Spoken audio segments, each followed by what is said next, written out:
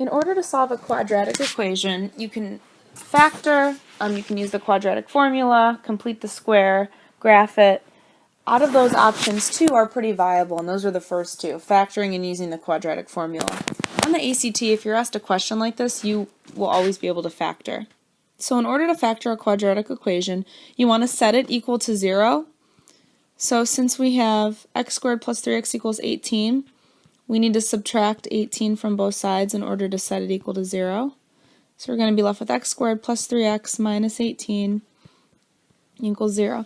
Now since we have a 1 as our leading coefficient, it makes factoring a lot simpler.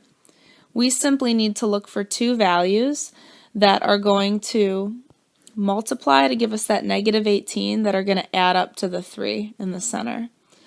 And the reason we can think about it in such a simple way is because, again, we just have a 1 out in front. So all we need to put in our first part of each factor is the x value. Now in order to multiply to give us a negative 18, we have to have one of these numbers be a positive and one be a negative. That's the only way to multiply to get a negative. And they have to add up to positive 3. So let's think about the factors of 18. They are 1 and 18, 2 and 9, and 6 and 3.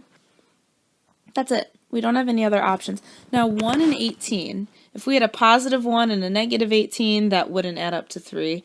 And even if we had a negative 1 and a positive 18, that doesn't add up to the 3 that we need. Now going through that with 2 and 9, you see, won't work either.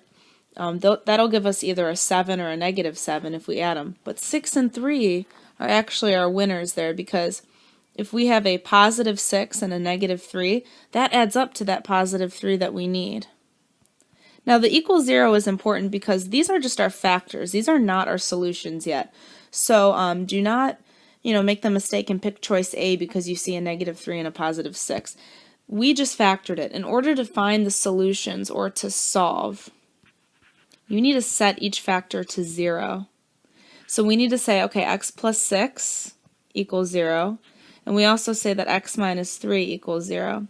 To solve for x is pretty simple.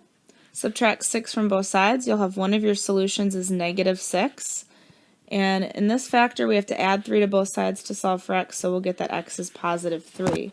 And therefore, our answer choice is actually B. Negative 6 and positive 3 are our two solutions that we obtained from factoring.